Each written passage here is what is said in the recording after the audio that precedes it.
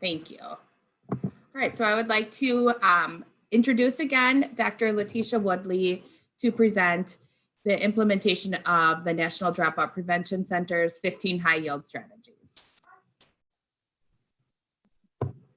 All right, well, good afternoon, everyone, and happy holidays. When I was setting up the presentation, I was like, okay, everybody's going to be in the holiday mindset and getting ready for a much needed break. So I'm going to try to make this as engaging as possible, but I really want it to be more of a conversation.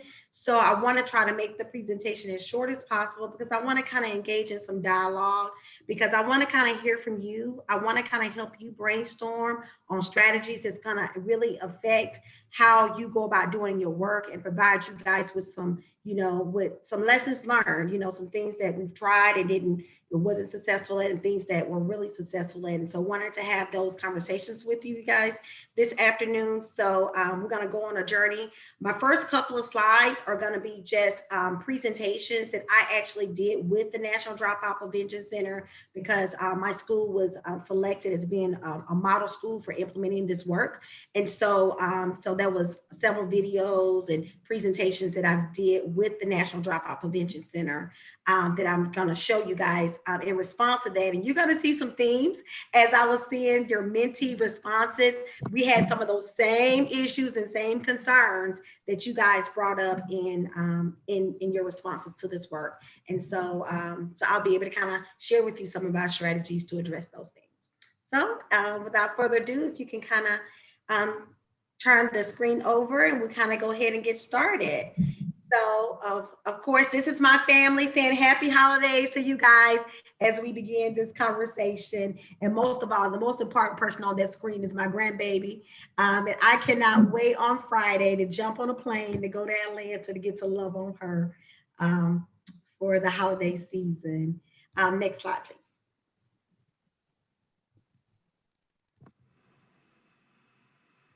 So as we begin this conversation about the 15 high-year strategies, one of the high-year strategies on systematic renewal. What systems do you have in place in order for you to continuously see success? Because what we don't want to happen is for you guys to kind of put some things in place, and then next year, we don't know how we got those successes. So we don't want success by accident. We want to be intentional about this work. So this is a quick video and just talking about some systems to put in place in order for this, to see this work to happen with fidelity. Okay.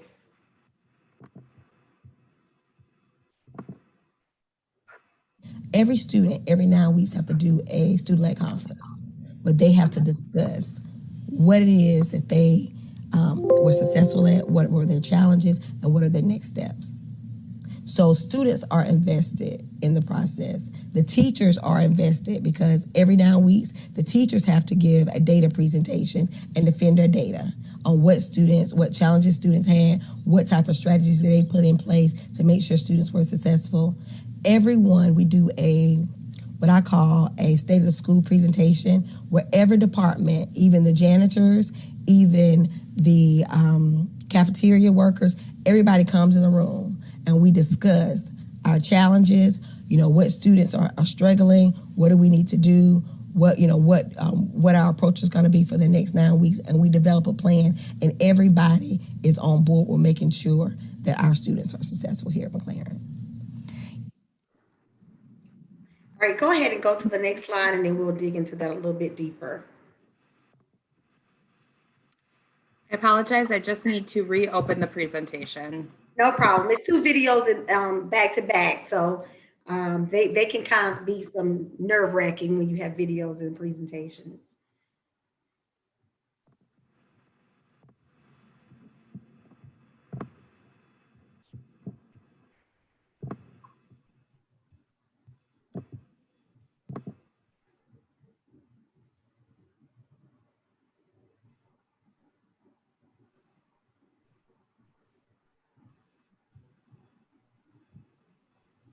Well, as she's pulling that up, the second conversation, so systematic renewal. to making sure that you have a team approach where you have everyone in the building that's going to be able to kind of wrap around services in place to support students. Because as I kind of spoke with you guys about last presentation, I included janitors, cafeteria workers, because they are the ones that kind of can give some insight to some things that teachers may not know about. So the janitors know when you have students that are constantly in the hallway, they're constantly going to the bathroom, that are crying in the bathroom, they may be having some social emotional things going on. The cafeteria workers know what students are asking for additional food in your building. They have some food insecurity, some different things that are keeping you guys from being successful, especially now in this COVID environment. I'm not sure if you guys are currently back in session or some of your students are going to school or some are at home, but being able to support families during this time, because those are barriers for them being successful. So if we're not seeing that students have those basic level of needs taken care of, we're not going to be able to see the high level of engagement that we need to have in order for them to be successful in the classroom. So being able to have a systematic approach. So one of the things that we are actually doing in Kansas City Public Schools to kind of address some of those barriers, we have a DoorDash type of system in place now to be able to provide food for families that we know that are having food insecurities. So our students that are not, that are having those issues, not their home life is not where they need to be, being able to identify what systems that you can kind of put in place to make sure we're able to meet those needs as necessary.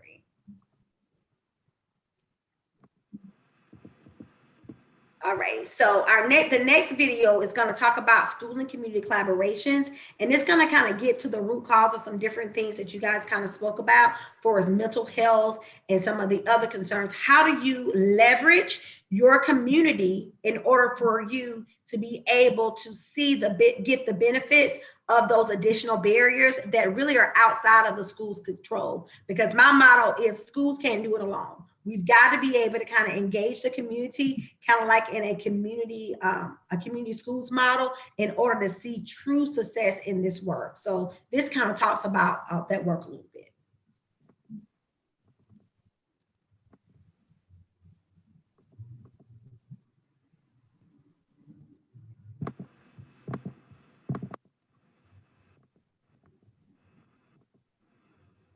I apologize. I had this video opened and now.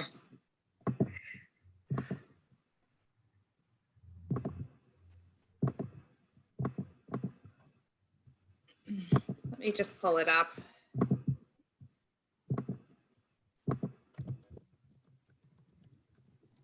We can vouch for Jen. She had all the videos loaded. It's the technology gremlins of the world. Listen, the best laid plan, right? Yep. I think it's because you said you was recording this presentation that's what happened. Yeah. So we'll give it another 30 seconds and then I'll just kind of talk about the work and instead of watching the video, but we'll give it another second to see if you can pull it up.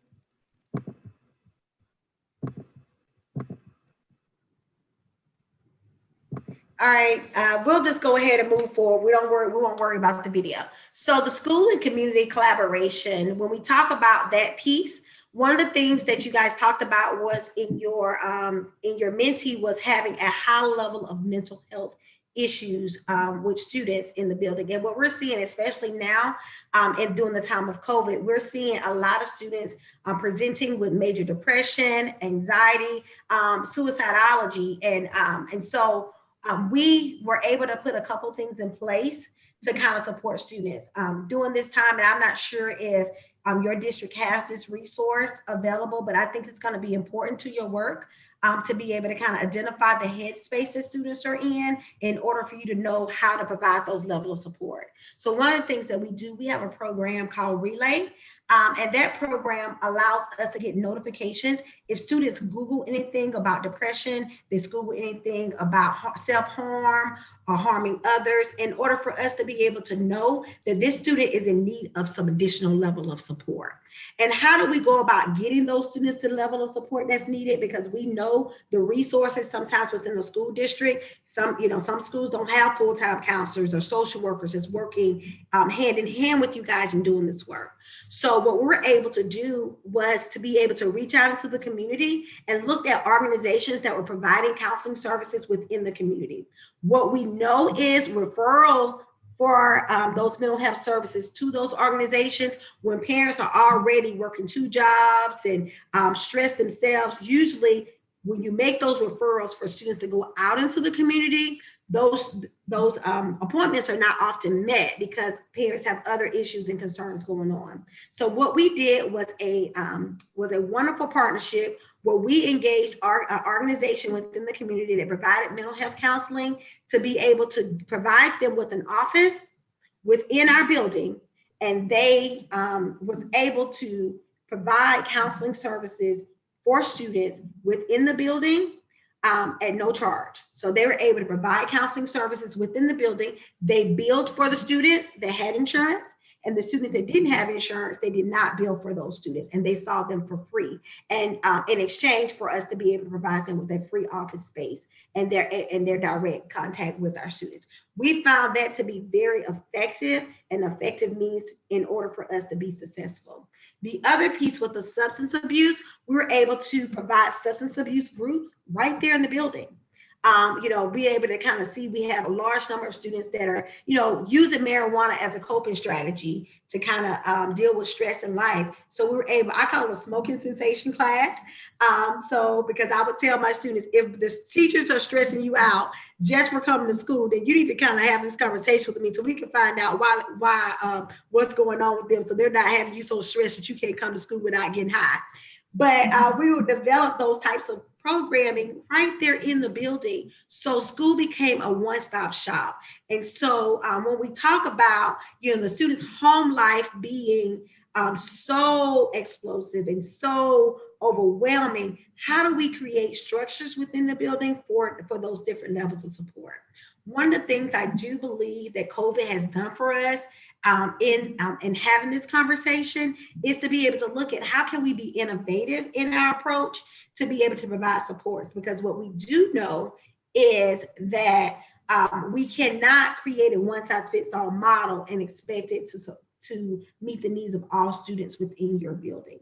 So how do we reach out and find out what resources do we need to bring in the building? I mean, a lot of resources can come right there into the building. You can contact your workforce development programs within the community, and students know, hey, if I come to school, they're going to help me get a job. They're going to help me, sign up for food stamps, welfare, whatever services that are needed. And these people, all it takes is a phone call for them to come into the building to be able to identify what supports to make sure that students' home life supports that's keeping the barriers to keeping them from being in school, that you're able to address. And students feel like, number one, hey, I have those relationships where whatever's going on with me, that I'm able to come to school and know that there's a person there that's going to advocate, that's going to be on my side and on my case through this process. And when I tell you, I mean, we dealt with students that were teen moms, that were homeless, that were going from place to place. And we were able to develop partnerships within the community to provide housing for those students so that they would come to school. But the caveat was developing those attendance contracts that if we provide you with these supports, that you agree to be able to come to school and be able to be a part of that and being able to kind of adjust accordingly. Looks like, Jen, were you able to get the video to work? I'm going to give it one more try. And I'm not able to get this one. So what I can do is I'd be happy to send this video out to all of the participants. Yep. Okay, so we can move on to the next slide. So safe learning environments. And so one thing, when we think about a safe learning environment as one of the high yield community strategies, when we think about the safe learning environment, we always think about, hey, is there a lot of fights in the buildings? Is there bullying? All those different pieces that keep kids from being safe. But one thing that I want us to kind of talk about, really lean toward, is is it the school psychologically safe, right? So do I feel comfortable to know that whatever I'm going through, that I have those support mechanisms? Because what we do find, if the students feel that they don't have anybody they can really depend on, and that no matter what, if I tell you my situation, so normally and traditionally, a student comes to us and they say, hey, I don't have lights, or I'm homeless, or whatever. Normally, we do in the school system, we do a referral to Child Protective Services, right? Because we think the student is being neglected, and those pieces. But what I challenge my team to do, and this is my superhero, we had a superhero day at the schools. And so the dream team, this is my 2 assistant principals, and we, kind of led the work that, hey, our work is to go in and be, be superheroes in the lives of our babies.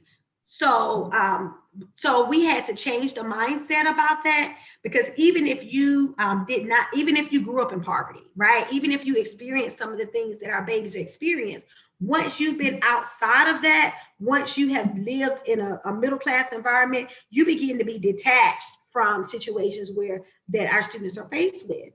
And so we had to do a lot of work, a lot of professional development in understanding the cycle of poverty and how to go about approaching this work a little bit differently. Another resource is to reach out to learn about, I don't know if your community, if you guys have the poverty simulation process, to being able to kind of engage your team in this work to kind of get a deeper understanding, because a lot of times we have to dissect the information a little bit deeper in order for us to know how to best support students. Because if they feel like if they come to us and then we judge them, we judge their parents, then, sometimes they won't tell us what's going on, and we'll just find out, because they didn't come to school for 10 days, instead of them coming to say, hey, here's the situation. I didn't come to school because I don't have clean clothes. I didn't come to school because this situation. But when they come to us with that, what are the resources that we already have in place? And so that's why the data platform that you guys are using, being able to kind of utilize that information to kind of say, hey, this student, what the data trends are showing, we're able to kind of see, do we see a trend with students that are coming to school? And when we find out the why, how do we go about intervening? One of the things that we were able to do is we were able to get washers and dryers donated for all of our schools in order for students to be able to wash clothes and families to be able to wash clothes inside the building.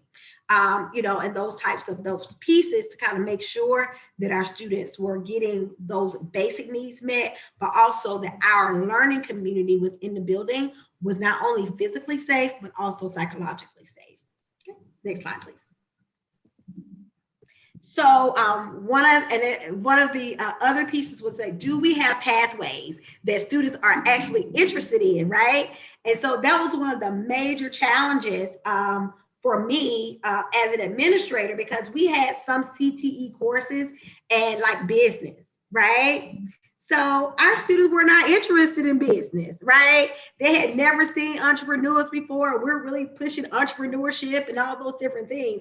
They wanted things like cosmetology and barbering and those types of situations where those were things that they were interested in doing. And those were programs that they saw themselves being successful in. However, we didn't have those pathways as traditional pathways within our building, right?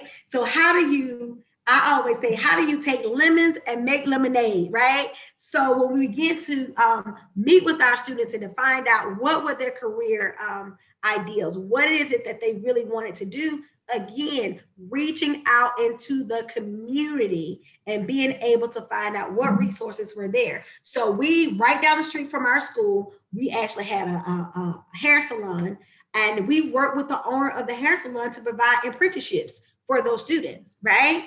And so we were able to kind of find a way to kind of engage, but the only way they could engage in those apprenticeships after school was to what? They had to be engaged in school. And so the actual owner would follow up on attendance to make sure that the students were actually coming to school in order for them to fulfill those programs. And so being able to kind of identify different ways to kind of go about doing this.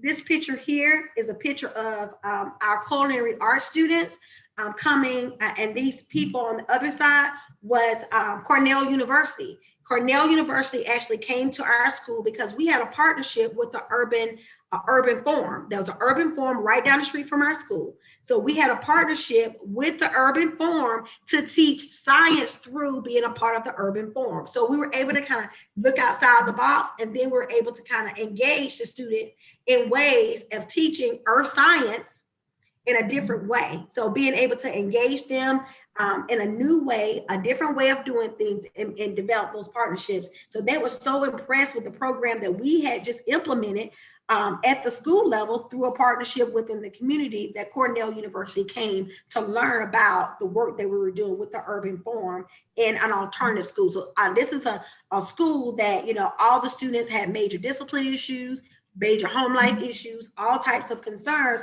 and our babies were flourishing, right? As you can see them with the little purple and gold scarves on and all this kind of good stuff, because, you know, we had to be fancy. So, but being able to kind of say, hey, not really looking at, you know, what's outside of our control. I always say, when we look at our hand, right, we can like draw our hand, and then we can think about all the things, like you said, we don't have certain pathways. Those things are outside of your control, but what's in your control? What's in your community? What's right there? What are some additional ways, outside of the box ways, to kind of engage students and hook students based on, okay, you may not be interested in this, but this is what you're interested in, and this is how we can support you in making this happen, but you got to be able to come to school in order for it to happen. Okay, next slide, please.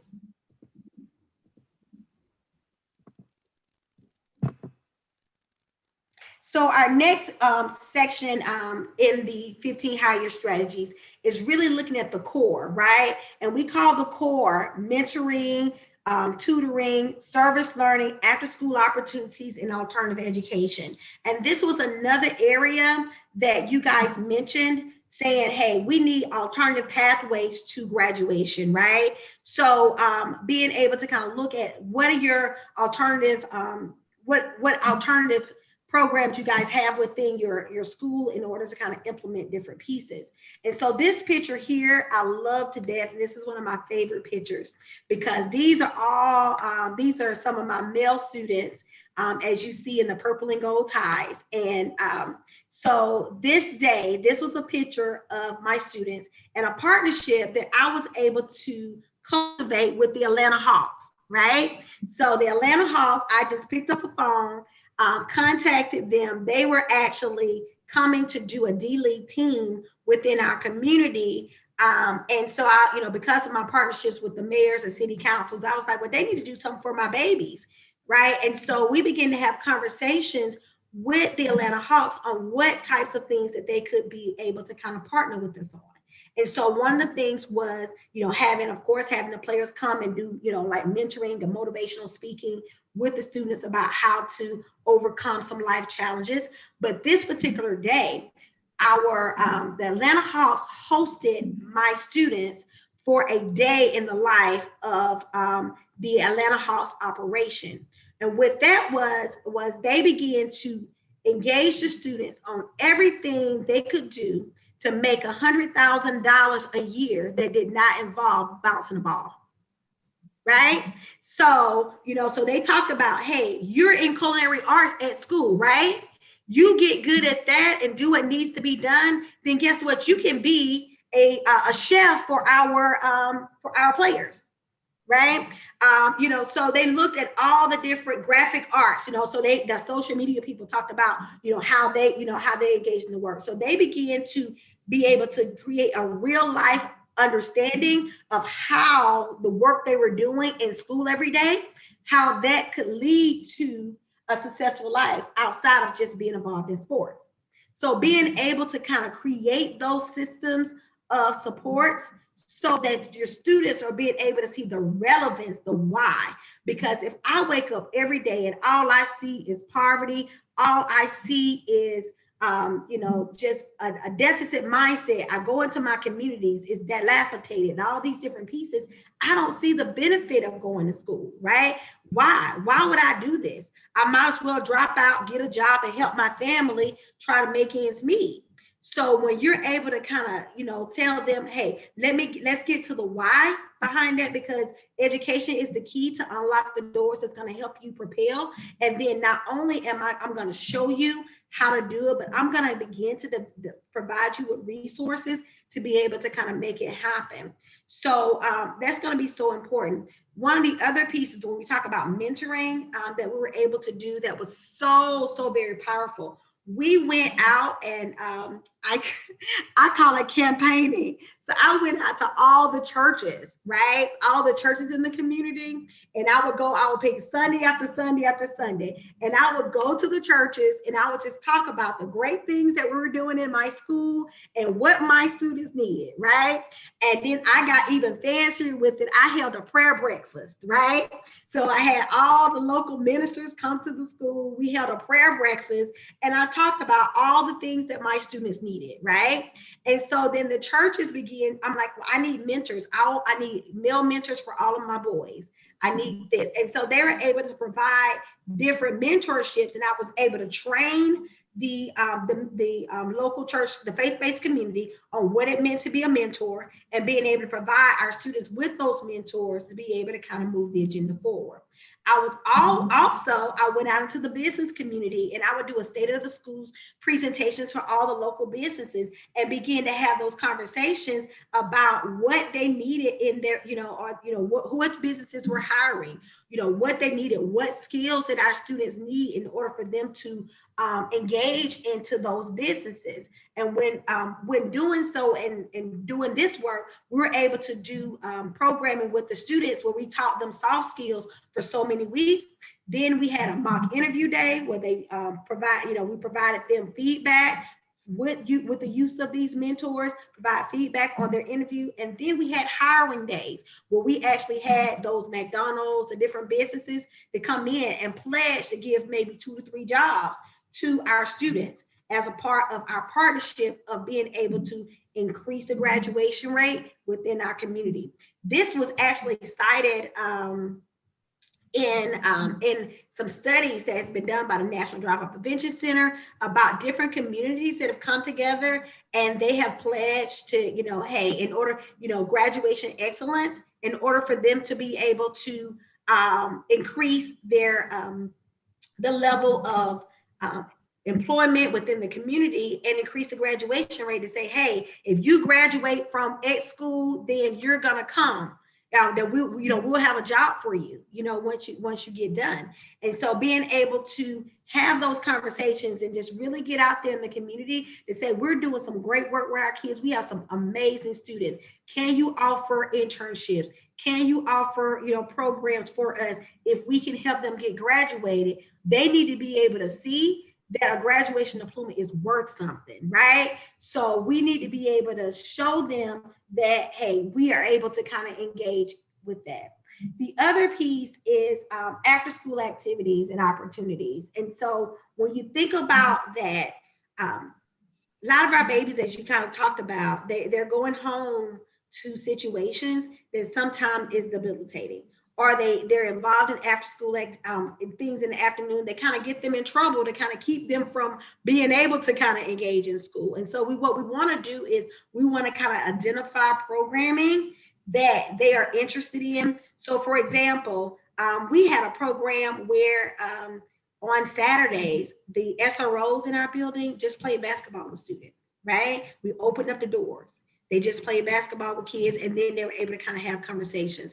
We were able to work with like local golf, a local golf course for our kids to take golf lessons, and they were able to learn how to, conduct themselves, communication skills, all those different pieces as a result of that. We did dance therapy, we did art therapy, we did all types of engaging pieces. Right now, sip and paints are popular. So we're able to do things like that. We wasn't sipping on alcohol with students, but we will provide them with, desserts and snacks. And we're able to do things, powerful things, to really kind of really dug deep. One of the activities that is near and dear to my heart is we did an activity where the students had to create these masks. We got these plastic masks and they had the paint and everything. And they had to, on the inside of the mask, they had to draw whatever it was to symbolize how they saw themselves. And then on the outside of the mask, they had to draw how the world saw them, right? And think about the in-depth conversations that we were able to have as a result of doing those types of activities. And so we had poetry slams where students were able to utilize their writing skills, but being able to kind of do spoken word, as a mechanism to do so. And some of these activities right now, while we're in the midst of COVID, that we can engage with students. We can have a virtual poetry slam where you're able to kind of bring in spoken word people who are really, really into it and kind of get our kids into it. We can do, like I said, virtual sip and paints.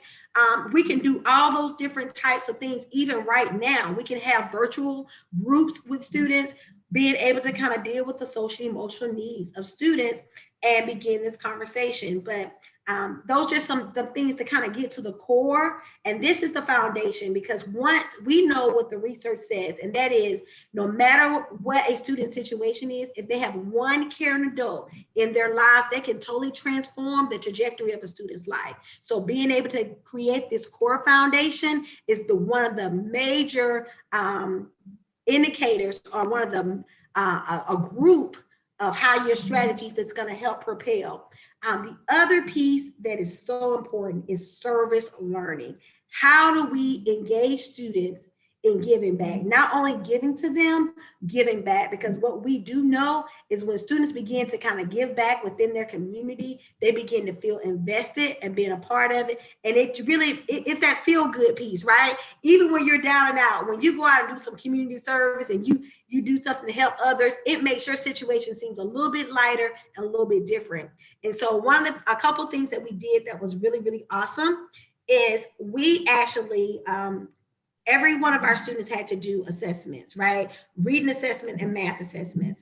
So for our students that scored, had increases in their reading assessments or their math assessments at the middle and high school level, we're able to now partner them to actually be reading buddies with our elementary school students, right?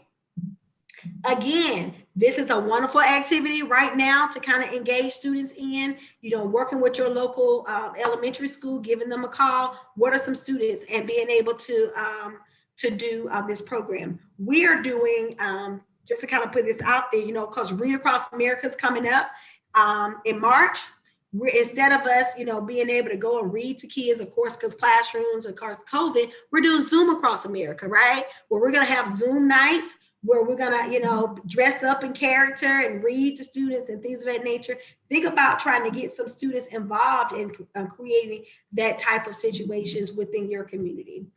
So those are just some examples, but we've had, just all types of service learning opportunities within our work that have been so very successful as a result of us really digging deep in the core. And so what I tell you as we continue on, when you think about these 15 high-year strategies, what you want to do is you want to kind of identify what area is going to give you the best bang for your buck. You're not going to be able to do all 15 at the same time, unless you're going to pull your hair out or be all gray at the end, but you want to kind of pull a lift, maybe those 3 strategies that you want to really put in place and your data, see what needs to be done. But I will also kind of look at what you're currently doing, trying to see how does that align to the 15 high-year strategies. And if it doesn't align, then maybe we're wasting our time doing something and we can drop doing that and doing something that's going to give us a higher yield. Okay,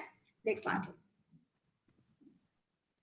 So the other group of strategies fall on the areas of instruction. And so professional development, student engagement, and educational technology. And of course, we know right now, this is the area that most schools struggle with, developing a robust professional development plan that really addresses how do we really meet the needs of Ed Promise students. Right? So how do you develop a professional development plan? How do you get buy-in from your administrators on making this a priority? Because normally your priority is English, math, science, and social studies, right? But we know we need professional development on social and emotional learning. in order for us to really and truly move this Pentium. So being able to do some Ruby Payne's work on understanding the cycle of poverty, doing some trauma work on understanding trauma.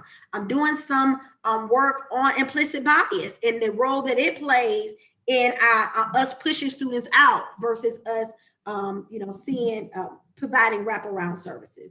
So being able to kind of identify how your professional development plan is really focused on your unique population. So saying this is our unique population, these are the students that school is not working for. How does our professional development plan help teachers? Because teachers sometimes are not intentional about, not meeting the students' needs. They're just not equipped. They go to school, they learn how to be great English teachers, right? So my staff would say, Dr. Woodley, you went to school to be a therapist. I went to school to be an English teacher. I'm not here for all that. Right? So we're able to really look at how do we provide them and equip them with so much support in this area. We had 100% of our staff trained in mental health first aid. So they're able to kind of be able to know and identify when students are having mental health concerns and what the support's necessary in order for them to be successful. We're able to do, like I said, the work with understanding the cycle of poverty, where we'll be paying. We're able to do a lot of work in looking at bias and the role it plays in discipline as well as in instruction. One of the things that we were able to do that was so very powerful was to look at low expectations that teachers have for students and the role that it plays in school dropout. And so being able to kind of identify and pulling actual assignments that teachers gave to students that they felt like they were supporting students. They were caring for students because they felt like the student couldn't do the grade level work, but what they were actually doing was hurting students. And so being able to kind of pull the assignments and determine, are those assignments at grade level? Because what we do know is when we dumb down the information, we're not helping the child, right? So how do we make sure that we keep high expectations and scaffold to kind of make sure that students are getting what they need? And then again, the student engagement piece, how do we make it relevant to make sure that students understand how they're going to use this information outside in life, right? So if they're not going to, and being able to look at that piece. And so that was a lot of work that we were able to do. We worked with the International Center for Leadership and Education in this area, where we looked at rigor and did, rigor relevance models to be able to kind of identify our priority standards and identify whether or not, how do we connect it to be relevant for students so it can be more engaging. We actually did some awesome work on just, why does, for example, so why do we need a social studies paper and an English paper at the same time? So why can't we have the English teacher and the social studies teacher collaborate? Because the English teacher wants to know that students can do the mechanics of the paper, and the social studies teacher wants them to do the to discuss the content of the information. So we're able to narrow down the work level students were engaged in, so that we and able to hit multiple different standards at the same time by collaborating and being able to work together within the school. So now the students are seeing what they're doing in English class and what they're doing in social studies class. They're relevant, right? And then how do you connect it to the real world? And we, those pieces.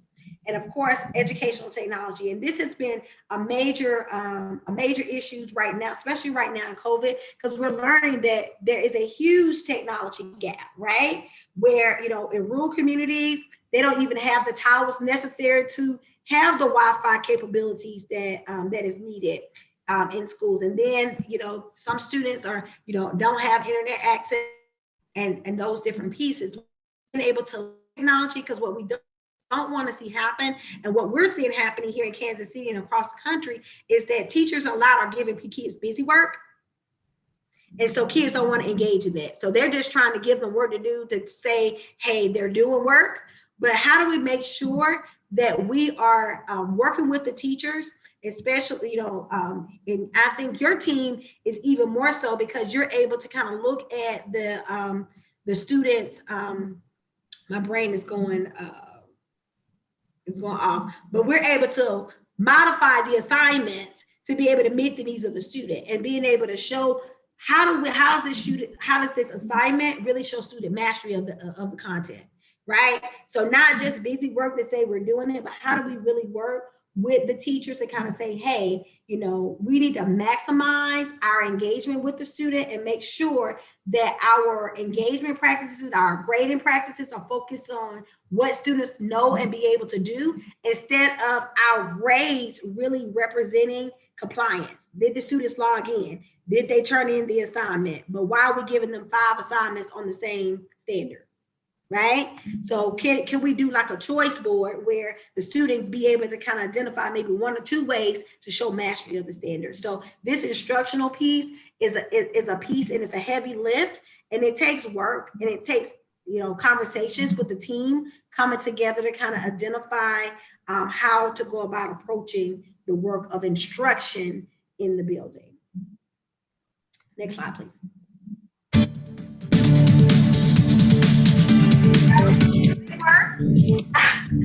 Showing how we went about implementing instructional technology within our building. Oh, did it start working? Did I jinx it? Nope, I can get it going again.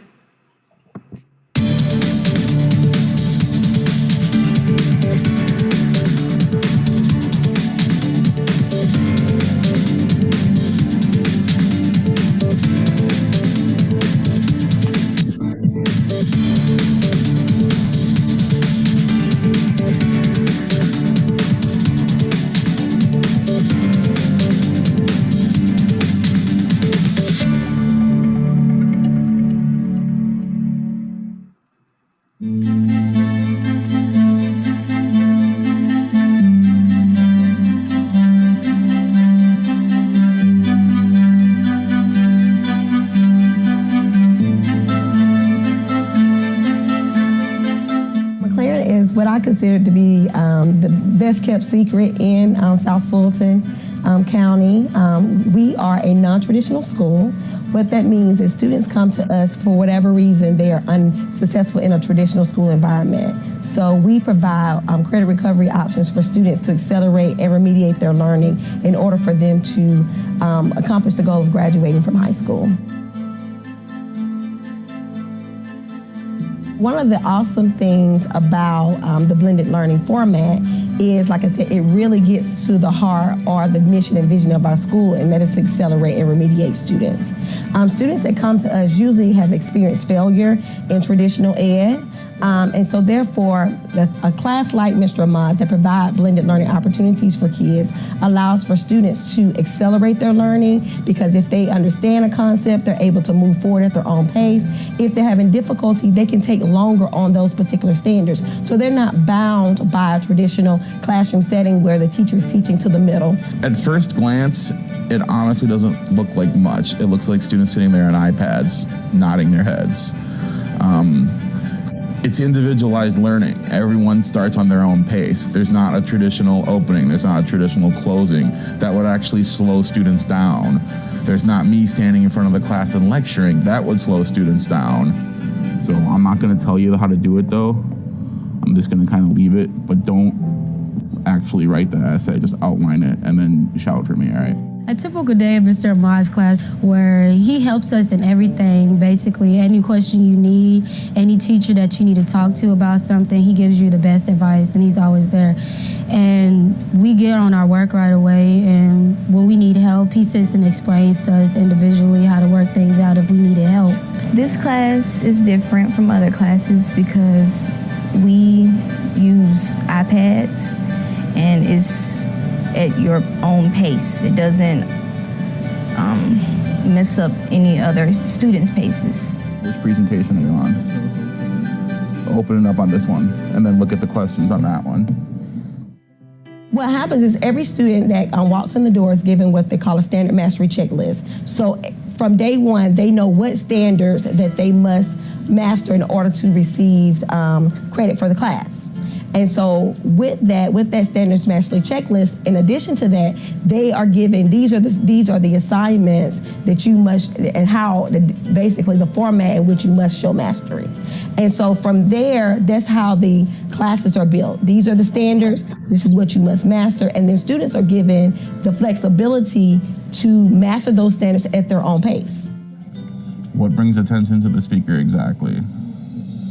He's used a format called Google Classroom, and the Google Classroom format allows him to build lessons that are individualized for students. So basically, when we're really talking about in this age of being personalized, a learning experience, he's able to build a lesson plan based on that student's learning goals and be able to change lesson plans on just as students are showing progress. If they need to remediate, he's able to automatically go back in and show, provide the student with an assignment to show how they can show mastery of the standard. So the Google Classroom format has been beneficial in working with our students that, have experience, instead of them just experiencing failure, they're able to say, okay, if I don't get this learning target, I'm able to show mastery in a different way.